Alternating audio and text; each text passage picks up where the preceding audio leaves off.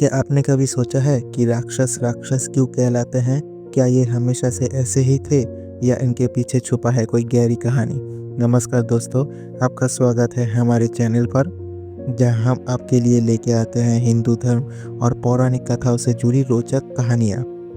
आज हम बात करेंगे राक्षसों की उत्पत्ति और उनकी कहानियों के बारे में। ये विषय जितना रहस्यमयी है उतना ही रोमांचक भी, तो अंत तक ज़रूर बने रहिएगा, क्योंकि आप जानेंगे कि राक्षस असल में कैसे बने, क्या वे शुरू से ही बुराई का प्रतीक थे।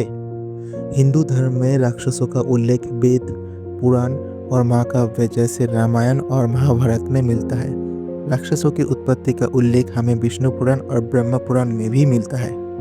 पौराणिक मान्यता के अनुसार राक्षसों की उत्पत्ति भगवान ब्रह्मा द्वारा की गई थी, लेकिन वे ऐसे नहीं थे जैसे हम उन्हें आज जानते हैं।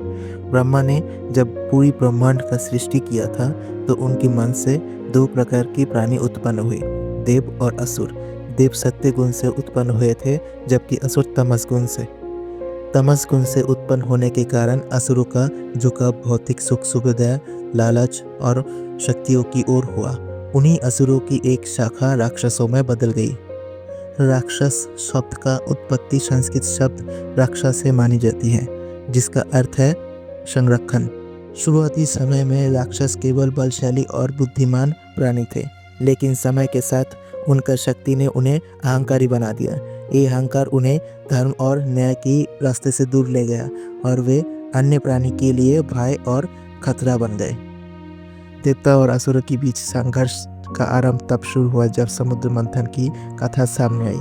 समुद्र मंथन से निकला अमृत को प्राप्त करने के लिए देव और असुर आमने सामने आ गए। असुरों ने अमृत पर अधिकार करने की कोशिश की, लेकिन भगवान विष्णु ने मोहिनी का अवतार लेकर उन्हें चकमा दे दिया। ये घटना राक्षसों के मन में देवताओं के प्रति घृणा और प्रतिशोध की भावना का कारण बना। इसके बाद देव और असुर हमेशा एक दूसरे के विरोधी रहे।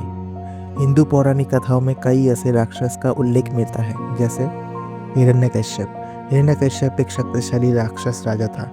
उसने भगवान विष्णु से प्रतिशोध लेने के लिए खुद को अजय बनाने की ठान ली, लेकिन उसका पुत्र प्रहलाद, जो भगवान विष्णु का परम भक्त था, उसने अपने पिता हिरण्यकश्यप का अहंकार को तोड़ दिया। रावण, लंका राज रावण के बारे में तो हम सभी जानते हैं। वो शिव भक्त था, लेकिन उसका अहंकार और इच्छाओं ने उसे अधर्म के रास्ते पर ले गया। महिषासुर एक ऐसा राक्षस था जिसने देवताओं को स्वर्ग से निकाल दिया। बाद में देवी दुर्गा ने उसे युद्ध में हराकर अंत किया। क्या राक्षस पूरी तरीके से बुरे थे? यहाँ ये समझना जरूरी है कि राक्षस पूरी तरीके से राक्षस नहीं थे। उनकी भी मानवीय पहलू थी।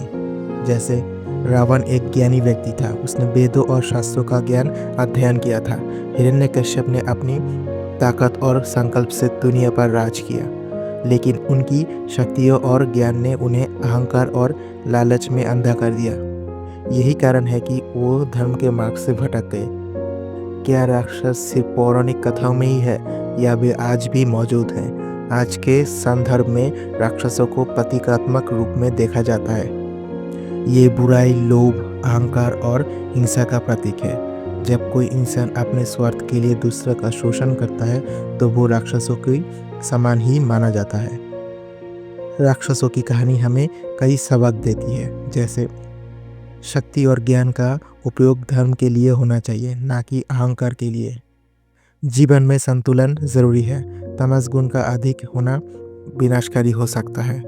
हर बुराई का अंत निश्चित है। तो दोस्तों, ये थी राक्षसों की कहानी और उनकी उत्पत्ति की पौराणिक कथा। राक्षसों की कहानी हमें ये सिखाती है कि बुराई चाहे जितने भी शक्तिशाली क्यों ना हो, उसका अंत निश्चित है। आपको ये फैक्ट कैसा लगा? क्या आप किसी अन्य पौराणिक कथा पर वीडियो देखना चाहेंगे? हमें कमेंट करके बताइए। अगर आपको हमारी ये वीडियो पसंद आई हो तो लाइक और शेयर करना ना भूलें। हमारे चैनल को सब्सक्राइब करें और बेल आइकन दबाएं, ताकि आपको हमारी अगली वीडियो की सूचना सबसे पहले मिले। धन्यवाद।